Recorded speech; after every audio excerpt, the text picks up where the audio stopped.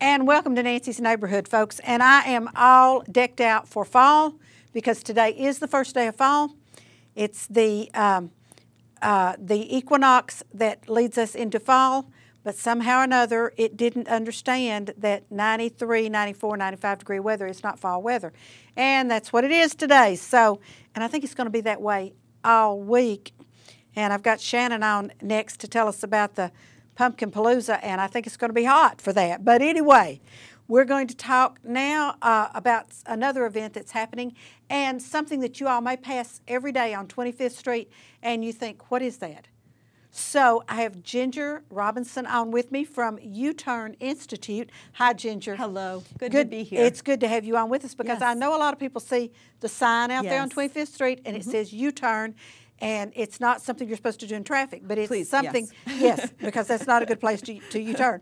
But share with everyone what U-Turn Institute is. I would love to. U-Turn Institute is about values-based education and life transformation through the process of storytelling. Now, not like the Three Bears storytelling. I understand. But life storytelling. So we Yes. believe everybody has a story, and your story can help others. So we try to help people find their story, learn how to tell their story, and through their story, then they can help someone else. So that's what U-Turn is about.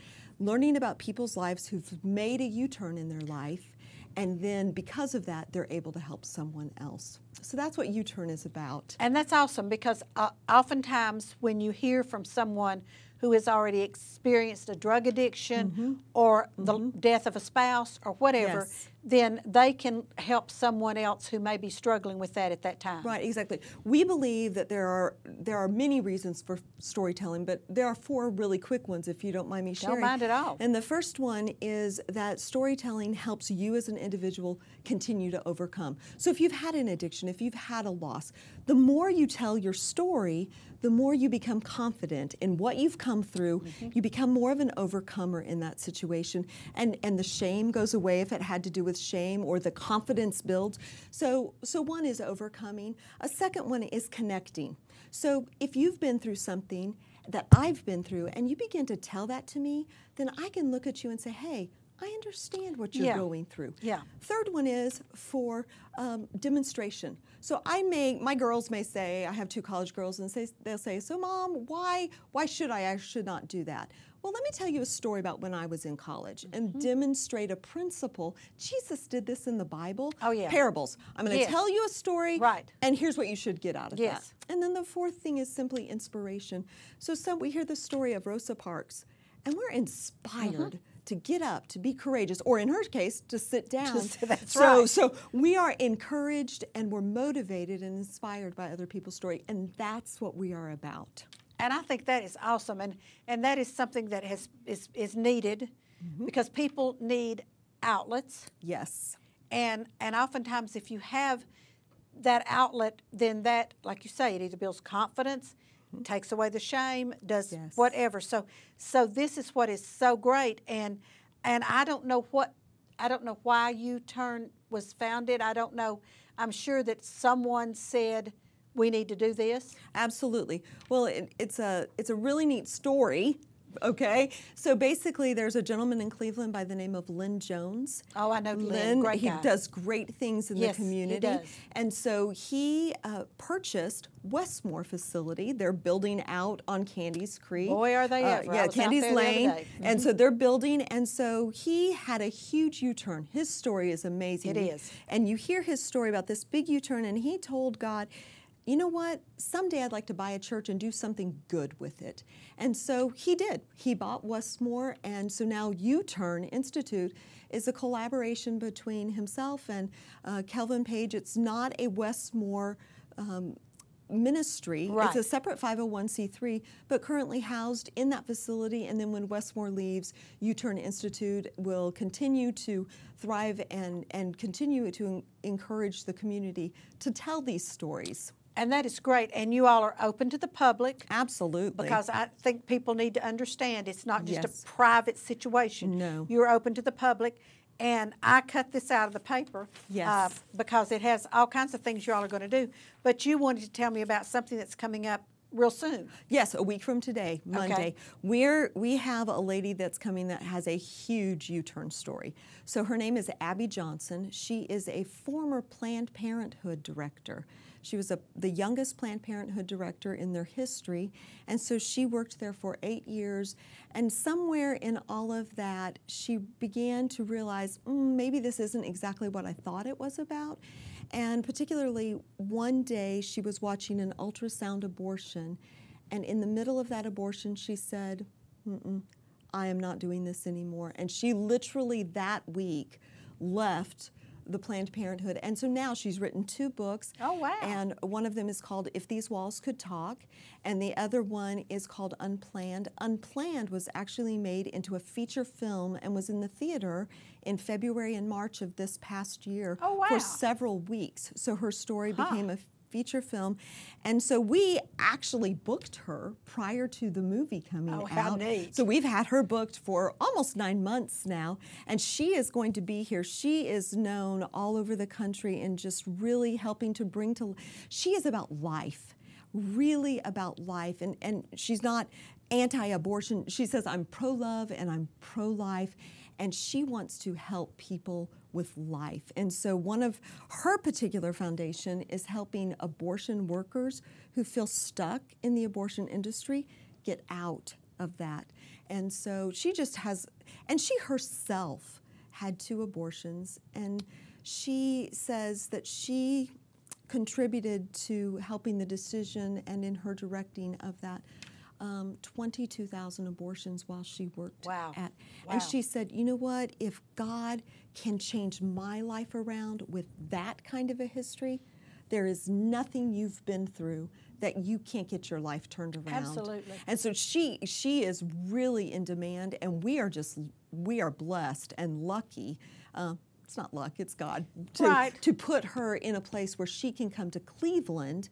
It's free to the public. I was going to ask if Monday night, 2412 Wolf Drive, 6:30. She will be there. We'll have her books there. She'll be signing those books, and she's just going to flat out tell her story. Fantastic. From the beginning. She also is an adopted. She went from no children. She now has 8 children. Oh my gosh. Some adopted, and some, the rest are those that she birthed.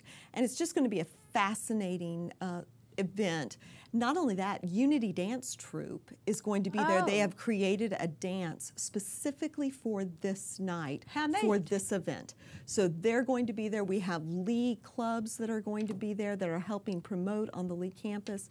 It's just, even if you are pro-choice, it's worth coming and hearing, because she is on both sides. Gotcha. She has been on both sides. Right. And you can hear her perspective from that, from someone, like we've said, who's been there and seen it with their own eyes. Exactly. So now this is going to be in the sanctuary? Yes. Okay. Yes. Because that's big enough to hold however many people we believe it will be. If we have more than that, we'll figure out what we can do. But we are looking for a good number of folks to come out and hear that story for themselves, and also to give hope, because one of the things that's really important is someone who has made that choice. Right. It's a hidden thing. And so what we want to do is we want to come along and say, you know what, you don't have to hide. We want to help you with healing. Again, her story is not just to connect, but it's to inspire you that you can move forward in your life and begin the healing process of that choice that you may have made, or someone that you know may have made that. And what time will this begin? It starts at 6:30. Doors open at 5:45, just general admission. And parking there is, you have plenty of parking. Yes, we do. But if you don't like to walk up and down hills, go ahead and get there when you can park on the level ground. True, you can park on the level ground, or there's a way that you can drop off, and then so if somebody wants to drop someone else off, they can do that as well. Absolutely. And this is free. And it is free. It's Monday night. That date would be the 30th. Okay. Oh, we talked about that before we went on the air. Yeah. Would September 30th at 6:30? Yes. Now, not to confuse it, but the night before, on Sunday night, the 29th, Westmore's actually going to do a showing of the movie. Oh, wow. So if you want to go watch the movie prior to the event, then you can go and watch the movie. And that will be Sunday night at 6 o'clock, and then Abby herself will be there Monday night, the 30th, to speak and tell the story herself. Okay, where's Westwood showing the movie? Westmore. Westmore, I'm sorry. It's also in the sanctuary. Oh, there at the is, U-turn yes, facility. yes, Okay, mhm, all right. it is. So, and that's also free? And that is also free. Okay, wow, that is neat. Let me put this preface. It is R-rated only because of the content of the topic and because it hits it very, very, very plainly. And there is one or two scenes that could grab someone's heart. And so we want to make sure that we put that out there because it is a difficult topic. So I would advise, if you're wondering if you want to bring your children or whatever, because this is a topic we need to be talking about with our teenagers in particularly. So I would just advise parents, if they're wondering, go and do some Googling and check it out and figure out if it's best for you and your children and your family. Right. But it is something that needs to be talked about. But you don't need to bring your 6-year-old.